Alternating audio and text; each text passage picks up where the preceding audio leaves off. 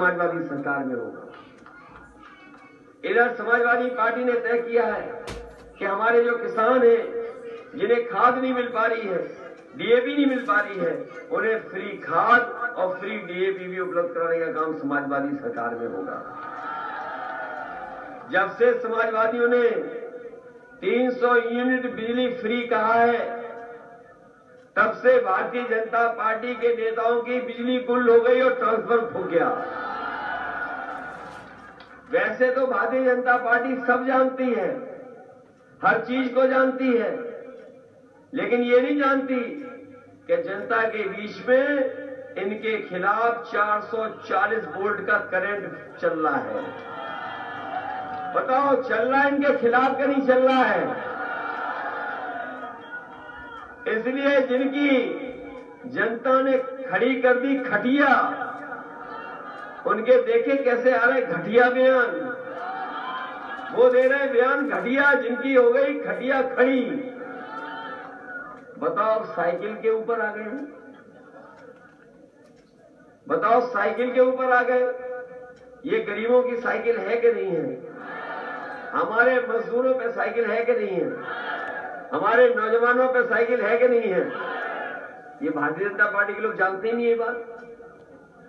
इसलिए हम आज से कह करके जा रहे हैं, ये चुनाव आपके भविष्य का चुनाव है।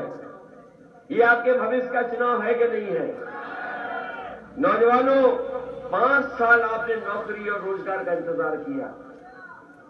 अगर 5 साल और चले गए तो सोचो आपके साथ क्या होगा।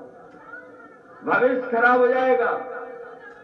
इसलिए मैं आपसे अपील करना चाहता हूं, नौजवान साथियों, अपने किसान भाइयों से अपील करना चाहता हूं, जहां ये खुशहाली का चुनाव है, बदहाली से खुशहाली की ओर ले जाने का, वहीं लोकतंत्र और संविधान बचाने का भी चुनाव है, वहीं इस बात का भी चुनाव है कि भारतीय जनता पार्टी ने उत्तर प्रदेश को बर्बाद करने का काम किया। इसलिए उत्तर प्रदेश को बचाइए, और बचाना इसलिए जरूरी है क्योंकि उत्तर प्रदेश ही है जो देश को दिशा दिखा सकता है। अभी आपने अखबार पढ़ा होगा, एक बड़ा उद्योगपति 28 बैंकों का पैसा लेके भाग गया। अगर हम और आप लोग अगर कहीं पैसा लेने जाएं तो हमें आपको अपनी जमीन रखनी पड़ जाती है, मकान रखना पड़ता है, और पैसे लेने के लिए बैंक से हमें न जाने कितने चक्कर लगाने पड़ते हैं। और अगर हमारी बैंकों से खटपट हो जाए, पैसा न दे पाए, तो बताओ हमारी जमीन और घर को छीन लेती है, बैंक नहीं छीन लेती है। और सोचिए आप, 28 बैंकों का 23,000 करोड़ रुपया लेके भाग गया एक उद्योगपति।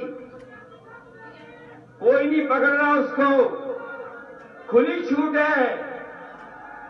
बताओ वो कहां का था उद्योगपति, और पहले जो पैसा लेके भागे वो बताओ कहां के थे? जितने भी अभी तक पैसा लेकर के बैंकों के भागे हैं, वो बताओ वहां के क्यों हैं?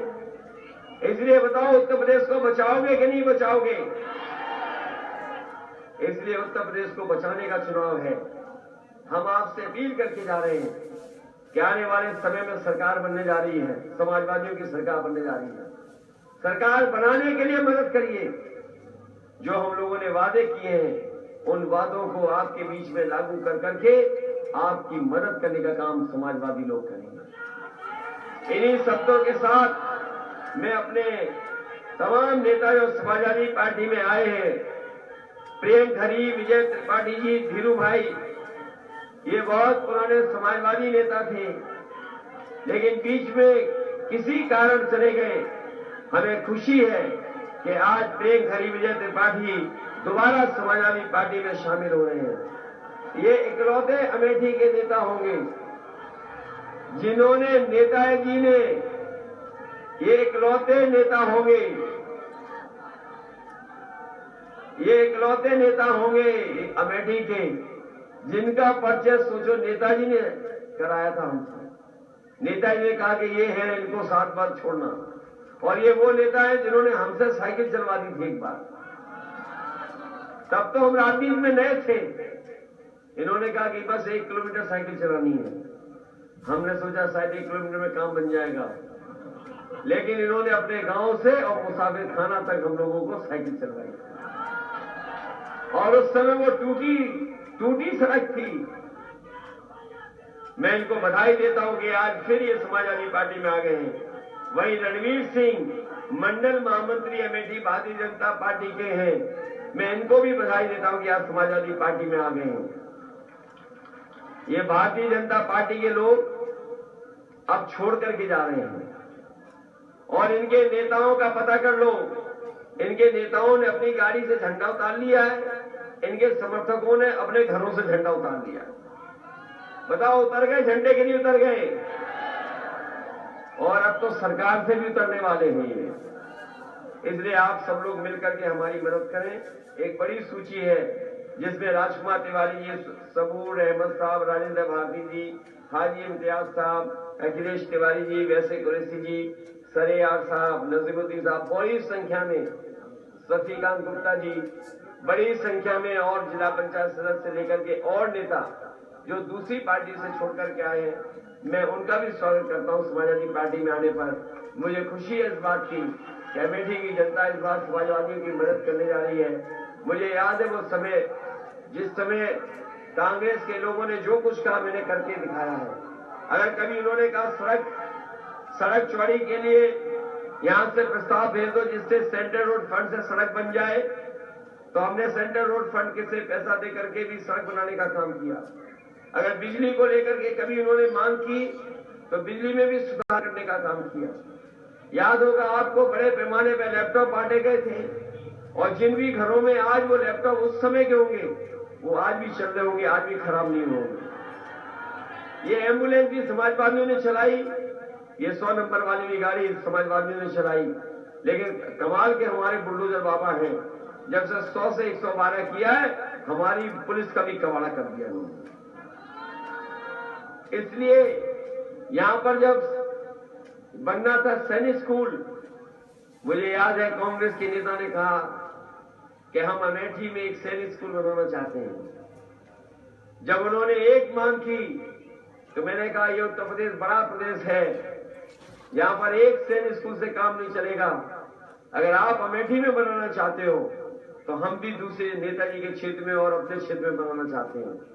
तो अगर एक आप अपने लिए मांग रहे हो तो 2 हमें भी सैनिक स्कूल दे दो।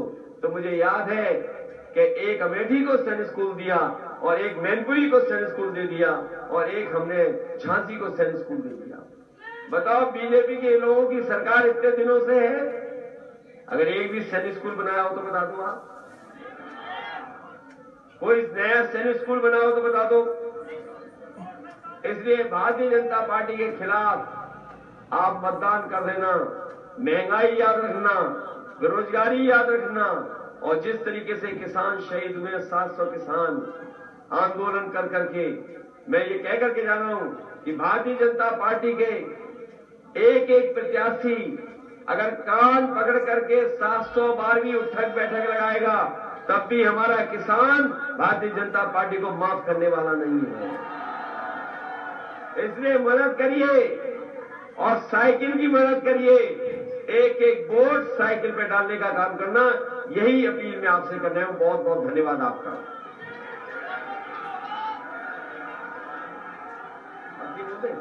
और बाकी इन्होंने बहुत सारी मांगे रखी हैं।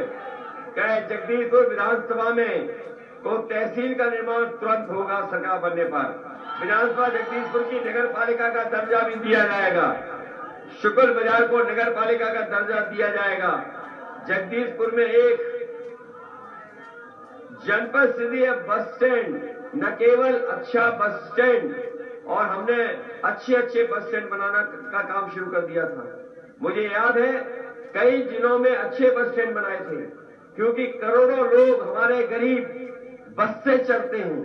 तहसील से बस को जोड़ने का भी इंतजाम किया था। समाजवादी सरकार बनेगी तो नया बस स्टैंड बना करके आधुनिक बस स्टैंड भी बनाना पड़ेगा। तो गरीब जनता की सेवा के लिए आधुनिक बस स्टैंड बनाने का काम किया जाएगा। वहीं स्वास्थ्य को लेकर के आपको इधर उधर भागना ना पड़े, हम एम्बुलेंस भी बढ़ाएंगे और स्वास्थ्य सेवा भी बढ़ा करके हम मदद करने का काम करेंगे। जहां डिग्री कॉलेज की मांग की है, मैं चाहता हूं कि कॉलेज के साथ साथ नया स्कूल जो हम बनाने जा रहे हैं, अपने घोषणा पत्र में लिखा है कि जिले स्तर पे अच्छे स्कूल बनाएंगे। और इसलिए बनाना चाहते हैं क्योंकि आज के समय पर काम करने का तरीका बदल गया है, जो कारोबार करने का तरीका है वो भी बदल गया है। इधर टेक्नोलॉजी को लेकर के बहुत सारे कारोबार चल रहे हैं। आजकल बहुत सारी चीजें मोबाइल से हो जाती हैं, कंप्यूटर से ही हो जाती हैं। इसलिए आज के समय पर कैसी पढ़ाई हो और कैसे कोर्स हो जिससे हमारे नौजवानों को नौकरी मिल जाए, इसलिए अच्छे स्कूल बना करके नए तरह की पढ़ाई करा करके इन नौजवानों को भविष्य बेहतर बनाने के लिए समाजवादी लोग काम करेंगे। ये तो बहुत छोटी बात कही है इन्होंने। जब समाजवादियों ने एक्सप्रेस वे बना दिया, बताओ एक्सप्रेस वे ऐसा कहीं देखा हो तो बता दो। और ये ऐसी सड़क है, कभी अपनी गाड़ी की रफ्तार देखनी हो या मोटरसाइकिल का फुल एक्सीलेटर भी दबाना होगा, स्पीड देखनी हो तो इस सड़क पर आप देख सकते हो, ऐसी सड़क है। और जब प्रधानमंत्री जी को उतरना था हवाई जहाज से तो आपका पूर्वांचल एक्सप्रेस वे था जिस पर उतर गए। तो इसलिए अगर सड़कों का निर्माण की बात होगी, हम अपने विधायक जो बन जाएंगे, जो सड़क कहेंगे वो सड़क निर्माण कराने का काम हमारी सरकार में होगा। चलिए।